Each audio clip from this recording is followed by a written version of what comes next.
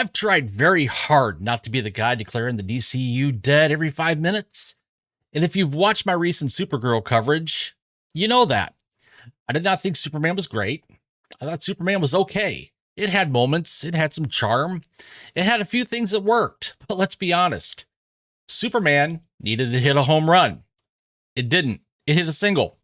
And when you're trying to relaunch DC, rebuild audience trust, introduce a new Superman, justify James Gunn and Peter Safran's plan, and convince people this is not just another reboot headed for the same graveyard as the DCEU, a single is not enough. But even then, I stayed away from the DCU is dead angle. I said, let's see the next movie. Let's see if Supergirl proves there's a real plan here. Let's see if Woman of Tomorrow shows that this universe can grow beyond James Gunn's writing and directing Superman himself. Let's not bury the DCU before the receipts come in. Well, I just got home from seeing Supergirl, and the receipts are in. And now I'm done pretending this thing has a pulse. Supergirl is not just a bad movie. It is the movie that tells you the creative direction of the DCU is broken. This thing opens with Krypto pissing on a newspaper picture of Superman. We saw that in the marketing. We see it in the movie right off the bat. It doubles down on Kal-El being sent to Earth as a conqueror. It turns Woman of Tomorrow into Guardians of the Galaxy meets True Grit meets Mad Max. It markets Superman and Lobo like major players, then gives them roughly 10 minutes apiece. It uses Krypto being poisoned to force the plot, even though Kara could have taken him to a yellow sun solar system. Tongue twisted. It adds, we'll just say, some stuff with kids to make the villain cartoonishly irredeemable. And then it ends by moving Kara into position for Man of Tomorrow. So no, I was not rooting for the DCU to die. I was rooting for the DCU to prove it was alive.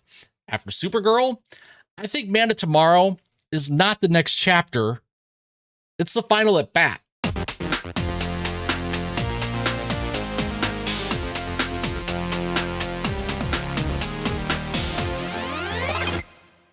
What's going on, everyone? Chris here. Welcome back to The Critical Nerd. To everyone returning, a humble thank you and welcome back. And to anyone new here, welcome to the channel where we keep our expectations low and our receipts high. And today, we are talking, and I'm just going to say it, full spoilers for Supergirl.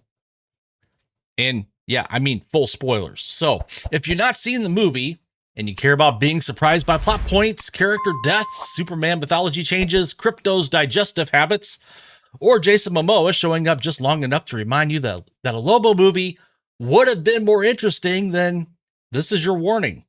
Because I'm not doing the safe review. I'm not doing the, well, it had some interesting ideas review. I'm not doing the Millie Alcock did her best with the material review. And I'm definitely not doing the critic routine where they spend 9 paragraphs telling you this movie's ugly, boring, grim, underwritten, poorly paced, visually muddy, and then somehow land on 3 stars in a bold new direction. No, this movie was bad. But more importantly, this movie was revealing, because one bad movie does not kill a cinematic universe. Bad movies happen. A weak opening weekend can be survived. Mixed reviews can be survived. But what cannot be survived is a universe that does not understand what people love about its heroes. That is what Supergirl exposed. Not just a bad movie, a bad system. Let's start with where I was before this movie, because I want to be fair to my own previous coverage. I was not sitting here pretending Superman was some masterpiece. I was not telling you James Gunn hit it out of the park. I was not saying the DCU was saved. My position was simple. Superman was okay. I said at my Superman coverage last year, it needed to be a home run, and it hit a single. And normally a single is fine. In baseball, you take the hit, you get on base, you keep the inning alive. But this was not a normal at bat. This was DC trying to relaunch Superman. This was James Gunn and Peter Safran saying, trust us, we have the plan. This was Warner Brothers trying to convince audiences that after years of false starts, reboot fatigue, Snyder Wars, studio drama, canceled projects, and post-credit scenes leading to nowhere, this time would be different. So Superman did not just need to be okay, it needed to make people believe again. And for me, It did not do that. But it did enough that I said, okay, fine. The DCU gets one more chance. That chance was Supergirl. And Supergirl, well, wasted it. Let's talk about the marketing because the bait and switch alone deserves its own conversation. The marketing pushed 3 big hooks: Supergirl, Krypto, and Lobo. And then sitting right behind all that, you had Superman. Jason Momoa as Lobo was treated like a major selling point. David Corenswet's Superman was used as DCU connective tissue. The marketing knew exactly what names and images would get people curious. And then you watch the movie. Superman and Lobo are barely in it. They each got roughly 10 minutes, maybe a little more, maybe a little less, depending on how you count it. But the point is obvious. They are not major characters, they are seasoning. Lobo is there to get the pop. Superman is there to connect the franchise. And Supergirl's left carrying a movie that the marketing did not seem confident enough to sell on its own. That matters. Because if this movie was really the bold arrival of Kara Zor-El, why did the promotion lean so hard on Superman and Lobo? Why did the movie need Jason Momoa's Lobo energy to sell tickets? Why did it need Superman's shadow over the whole thing? Well, it's because they knew. They knew Supergirl, as presented here, was not enough. And based on the opening weekend, audiences did not exactly rush to prove them wrong. Here's what Supergirl is actually about. Kara Zor-El is on a planetary pub crawl, getting drunk under red suns because she cannot process her trauma. She meets Ruthie, a young girl whose family was murdered by Krem of the Yellow Hills. Krem then poisons Krypto with a dart and steals Kara's ship. Now Kara and Ruthie are chasing the same man. Ruthie wants revenge. Kara wants the antidote to save Krypto. That's the movie. And here's where the entire engine starts coughing smoke. Krypto is a Kryptonian dog. Kryptonians heal and power up under yellow sun radiation. The movie itself uses different suns as a major mechanic. Red sun weakens Kara. Yellow sun restores her. Green sun energy functions like kryptonite. This is not some obscure fan nitpick. The movie is built around solar system power rules. So why is Kara not immediately taking Krypto to a yellow star system? Why is the entire quest built around chasing Krem for an antidote when the obvious Kryptonian solution is right there? Well, the answer is simple. Because the script needs Krypto poisoned. The movie needs Kara motivated. The movie needs Ruthie attached to Kara. The movie needs the revenge quest to begin. So Krypto gets poisoned and everyone pretends the yellow sun question does not exist. That is not character logic. That is plot convenience. When the entire movie collapses because the audience asks one obvious question, that's not a nitpick. That's a structural problem. Then we get to Krem and the Brigands. In the comic, the revenge story has a mythic quality. Woman of Tomorrow is about grief, punishment, justice, vengeance, and whether Ruthie's soul can survive the desire to kill the man who destroyed her family. The movie apparently looks at that and says, nah, that's not enough. Let's make him a sex trafficker too. So now Krem is not just a murderer. He is tied to an all-male gang kidnapping women and girls to force them into captivity as brides. I'm sorry, but come on, man. That is not automatically deeper because it's darker. That is emotional overkill. It feels like the movie does not trust the revenge story to be complicated, so it makes the villain so grotesquely evil that the audience stops asking moral questions. And of course, the audience wants Krem dead. He murders Ruthie's family. He poisons Krypto. He kidnaps women and girls. He leads a gang of Mad Max rejects. And at some point, that is not moral complexity. That is the movie stacking crimes on the villain like it's building a receipt tower. And this matters because Woman of Tomorrow is not supposed to be a simple kill the bad guy story. It's supposed to be about whether revenge actually saves anyone. The movie makes Krem so irredeemable that the theme gets flattened. Now we need to stop on the Superman mythology because this is where the movie moved from bad to concerning. In a flashback, we hear the movie doubled down on the idea that Kal-El was sent to Earth to conquer. I need to repeat that one more time for you in the back.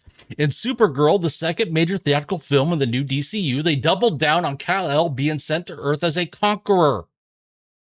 This was already one of the most controversial choices from Superman. A lot of people debated it. Some defended it. Some said maybe it was a mistranslation. Some said maybe there was more context coming. Some said, relax. Gunn has a plan. Well, Supergirl gives us the context, and the context is nope, they meant it. That is a fundamental rewrite of Superman's mythology. And they drop it in a Supergirl flashback like it is just world building flavor. But this is not flavor. This is the recipe. If Superman's origin is now tied to conquest, that changes the emotional DNA of the character.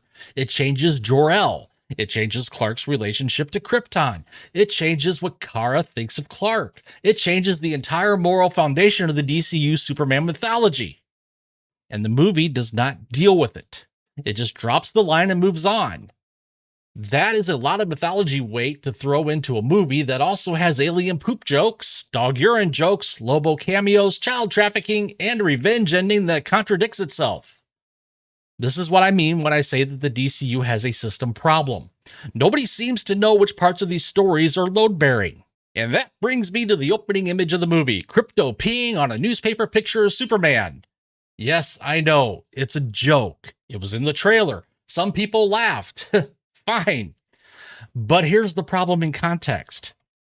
It feels like a mission statement. Because this movie is not just poking fun at Superman, it is quietly positioning Superman as naive, uncool, and maybe even morally compromised by his own origin. Kara is the one who sees the truth. Clark is the one who sees the good. And in this DCU, seeing the good is treated like a cute little weakness. And that is the problem. The movie wants Kara to be tougher than Superman, messier than Superman, more honest than Superman, more willing to cross lines than Superman. But instead of making Kara interesting, it makes the universe feel embarrassed by Clark. Superman should be the moral center of the DCU. Instead, he is treated like the dorky cousin whose newspaper photo gets peed on while the cooler, drunker, edgier hero tells us she sees the truth. And if that is the foundation going into Man of Tomorrow, then we've got a problem. Now, if I had to describe Supergirl in one phrase, it would be this: a movie that does not know what it is. It is Guardians of the Galaxy without the heart, True Grit without the moral clarity, Mad Max without the visual invention, and Woman of Tomorrow without the soul.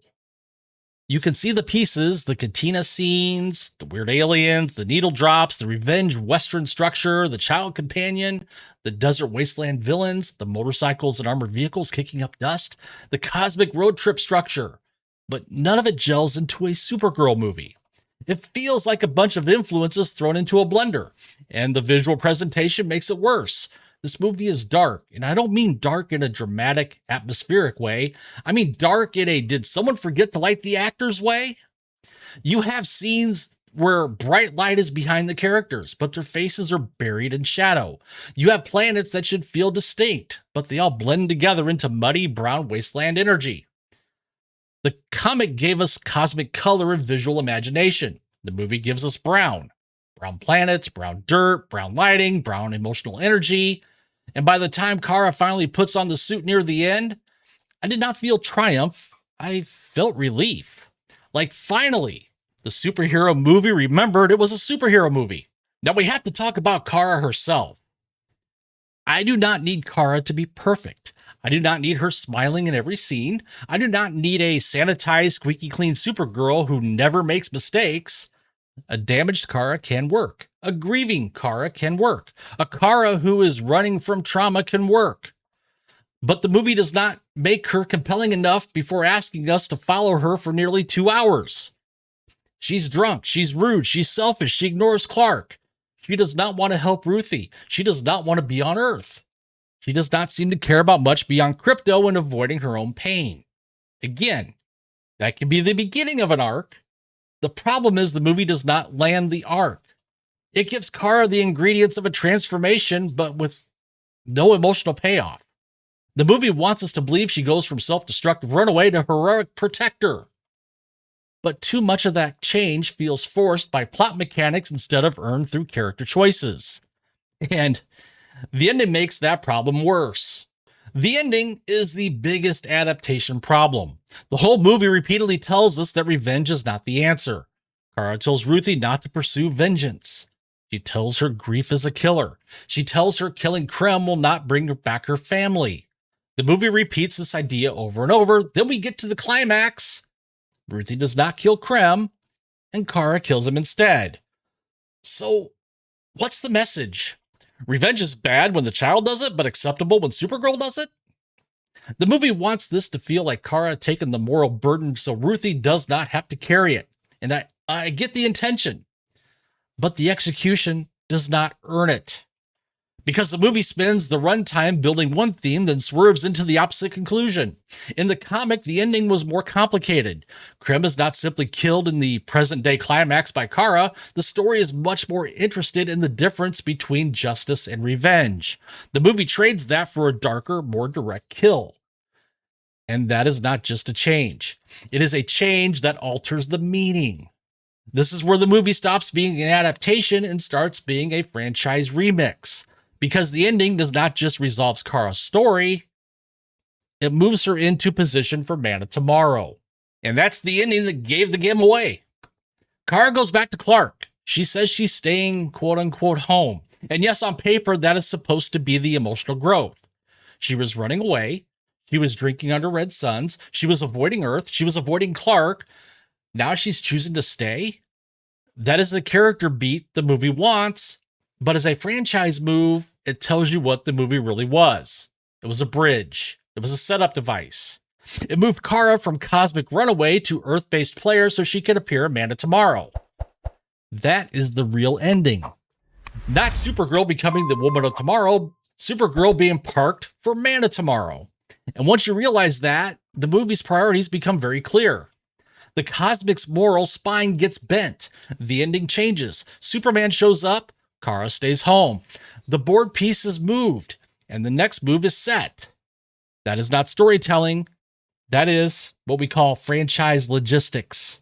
Every major issue in Supergirl traces back to the script, the logic gaps, the tonal chaos, the underdeveloped villain, the contradictory ending, the forced franchise setup, the way Lobo feels pasted into the movie, the way Superman is used as mythology baggage, and marketing spice. So yes, we need to talk about the screenplay. Supergirl was written by Anna Nogueira. And I want to be careful here. This is not personal. This is not me saying she can never write anything. This is not me attacking her as a person. But it is absolutely fair to ask why DC Studios put a writer with limited produced feature film screenwriting experience in charge of a massive DCU tentpole, adapting one of the most acclaimed Supergirl comics in recent memory. This was not a low-risk assignment. This was not a side project. This was the second major theatrical movie in the new DCU. It had to introduce Kara properly. It had to adapt Woman of Tomorrow. It had to justify Krypto. It had to use Ruthie. It had to include Lobo. It had to connect to Superman. It had to set up Man of Tomorrow. It had to prove that the DCU could survive beyond Gunn writing and directing everything himself. And the script buckles under the weight. James Gunn has said the DCU would not move forward without strong scripts. That was supposed to be the quality control promise. Well, this was the script. This was the approved script. This was the good enough to launch the next step of the DCU script. And that is the scariest receipt of all. Because if this was what passes quality control, then the problem is not just one movie. The problem is the system approving the movie. And then we got the bigger picture. Superman worked as much as it worked because James Gunn wrote it and directed it. Again, I didn't think it was that great. I thought it was, okay. But at least it had Gunn's direct authorship. He controlled the tone. He controlled the structure. He controlled the performances. He controlled the weirdness. Supergirl is different. Gunn is still the architect of the DCU, but this is where the universe has to prove it can function beyond one man. And it did not. That's the problem. Gunn cannot write and direct every DC movie. He cannot personally steer every scene, every script, every tone, every adaptation, every character arc, every franchise setup. The cinematic universe needs infrastructure. It needs strong screenwriter selection. It needs creative oversight. It needs people who know when the adaptation change destroys the point of the source material. It needs someone in the room to say, why does Krypto need an antidote if a yellow sun could help? It needs someone to say, maybe child trafficking is too much for this particular story. It needs someone to say, maybe we should not open the second DCU movie with the dog peeing on Superman. It needs someone to say, maybe doubling down on Kal-El the Conqueror in a Supergirl flashback is a massive mythology grenade. And apparently either nobody said those things or nobody listened. That is why Supergirl changed my mind. Not because one movie was bad, because this movie shows what happens when the DCU machine runs without Gunn fully behind the wheel, and the wheels came off. Now let's be clear. The DCU is not in trouble only because Supergirl's opening soft. The box office is the receipt, not the root cause. A movie can underperform and still be creatively strong. A movie can have mixed reviews and still build goodwill. A movie can make less than expected and still give fans confidence in the future. Supergirl does the opposite. It underperforms financially while also confirming the creative concerns. That is the deadly combination. Because if audiences are not showing up, critics are not impressed, fans are divided, and the movie itself is telling people that the next step of the DCU is built on these choices, then what exactly is the argument for confidence? Wait for Man of Tomorrow? Fine. That's where we are. Man of Tomorrow is now the final at bat. And to be clear, that movie may be good. Gunn is writing and directing again. Superman is back at the center. Maybe he course corrects. Maybe he hears the criticism. Maybe he brings it home. But if Man of Tomorrow does not hit a grand slam, I do not see how the Gunn-Safran era survives in its current form. Because Superman hit a single, Supergirl struck out, and now Man of Tomorrow is walking up to the plate with 2 outs, bases loaded, and the entire franchise staring at it from the dugout. So where do I land? Well, Supergirl is not just a bad adaptation of Woman of Tomorrow. It is not just a visually dark, strangely grim, generic sci-fi revenge movie. It is not just a film with underused Superman and Lobo cameos. It is not just a movie with a weak villain, a forced Krypto plot, and a baffling revenge ending. It is the clearest evidence yet that the Gunn-Safran DCU has a hero problem. It wants the symbols, it wants the costumes, it wants the logos. It wants Superman in the marketing, Lobo in the trailer, Krypto on the poster, and Supergirl in the title, but it does not seem to understand the emotional contract those characters have with the audience. You do not rebuild DC by making Superman a punchline. You do not make Supergirl deeper by making her drunk, miserable, and morally inconsistent. You do not adapt Woman of Tomorrow by flattening its revenge theme into "Don't kill him, kid, I'll do it." And you do not convince me this universe has a future by ending the movie as a setup for the next Superman film. So no, I was not rooting for this to fail. I gave the DCU the benefit of the doubt. Superman did not save it. It bought one more chance. Supergirl wasted that chance. And now Man of Tomorrow is the final at bat. My score for Supergirl, I'm giving it a 2 out of 10. And honestly, that might be generous. But now I want to hear from you guys. Did Supergirl work for you? You know, those of you that saw it. Did you like this version of Kara? Did Krypto poisoning plot bother you? Did the ending land? And after this movie, are you more excited for Man of Tomorrow, or are you planning a DCU funeral? Drop your thoughts in the comments below. If you enjoyed this review, do me a favor, smash that like button, subscribe to the channel, ring the bell, and share this video out there with your friends and family. And as always, keep your expectations low and your receipts high. I'm Chris, the Critical Nerd, and I'll see you in the next one.